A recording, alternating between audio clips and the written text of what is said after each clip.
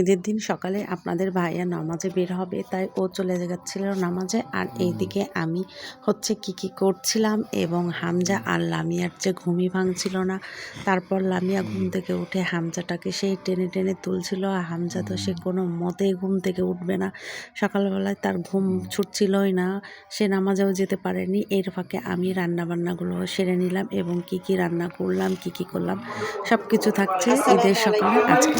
ঈদ মুবারক, ঈদ মুবারক, ঈদ মুবারক। সবাইকে জানাচ্ছি ঈদের শুভেচ্ছা। আজকে ঈদের দিন সকালবেলা থেকে আমি আমার আজকের ব্লগটি শুরু করছি। হামজা এবং লামিয়া সবাই ঘুমিয়ে আছে, এখনো ওরা ঘুম থেকে ওঠেনি। আর আমি সেই সকাল ভোর 6টার সময় থেকে উঠে রান্নাবান্না শুরু করেছি। কি করলাম সব কিছু থাকছে আজকের ব্লগে। আমাদের বাসার পাশেই হচ্ছে ঈদগাহা। মাইকে অবশ্য কথাগুলো শুনতে পাচ্ছেন, কারণ যেহেতু বাসার পাশে ঈদগাহা। সমস্ত কাজ শেষ করে আমি এখনো ফ্রেশ হইনি, তো ফ্রেশ হব এবং কি করেছি সেগুলোই তোমাদের সাথে শেয়ার করবো।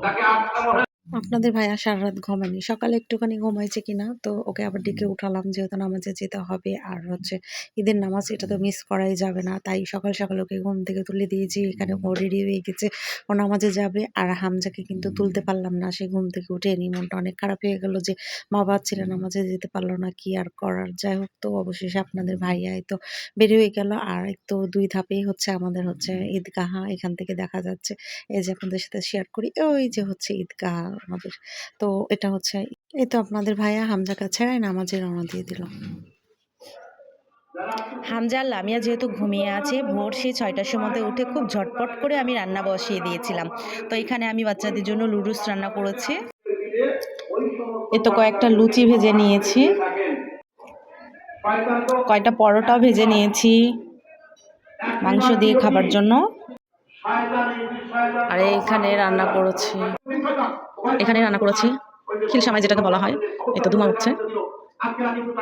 আর এই হলো গরুর মাংস রান্না করে নিয়েছি। এই হলো সকালের পর্ব। আর হচ্ছে এখন যেহেতু ভাত খাবো না, বা খিচুড়ি পরোটা এগুলো ভারী জিনিস খাবো না, পরোটা যদিও ভেজেছি, তো যার যেটা ইচ্ছা সকালবেলায় লুচি পরোটা দিয়ে এই মাংস দিয়ে খাওয়ার জন্য রান্না করেছি। এই তো নামাজ পড়ে উঠলাম এখন। হামজা লামিয়া তো ঘুম থেকে উঠেনি, ওরা ঘুমিয়ে আছে, সে কারণে নামাজ আদায়ও করতে যেতে পারেনি। আপনাদের ভাইয়া নামাজে গেছে। আর আমি তো ফ্রেশ হয়ে রেডি হয়ে গেছিলাম, রেডি হয়ে আপনার বাসাতেই নামাজটা আদায় করে নিয়েছি, কারণ হচ্ছে ওদেরকে রেখে তো আমি যেতে পারবো না। আর এই তো আমার একদম সিম্পল সাদা মাটি।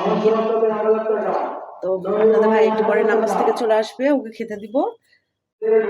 এই যে লামিয়া কুটুস ঘুরিয়ে ঘুম থেকে উঠে গেছে। আর আপনাদের হামজা এই যে ঘুমোচ্ছে এখনো। এই যে আমি বিছানা চাদর টাদর কিচ্ছু তুলতে পারিনি এখনো।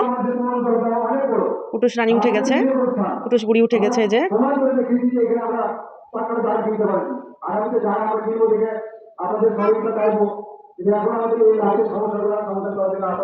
হামজা আর লামিয়া এদিকে রেডি হয়নি, ওর সব ফ্রেন্ডগুলো বাসায় চলে এসেছে। আর এর মধ্যে ওদেরকে আমি কিছু খেতে দিয়েছি। আর হামজাকে এবং লামিয়াকে রেডি করতে হবে, তার আগে বন্ধুর সাথে সে কোলাকুলি শুরু করে দিয়েছে।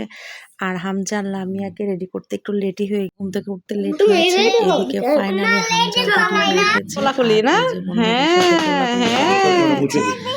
হামজার আরও একটি ফ্রেন্ড চলে এসেছে, তাই ওর সাথে একটু কোলাকুলি করে নিল। আর আমি এখানে ভিডিও করে নিচ্ছিলাম, হামজাকে রেডি করে দিয়েছি ফাইনালি। আর আমি এর ফাঁকে হচ্ছে আমি যে বিছানার চাদর ছিল সেগুলো পেরে এবং রুমটাকে আমি গুছিয়ে নিলাম। তো সকাল থেকে এই যে ফাইনালি তোমাদের সাথে এই ব্লগটি শেয়ার করলাম। সবাই ভালো থাকো, আল্লাহ হাফেজ, ঈদ মোবারক।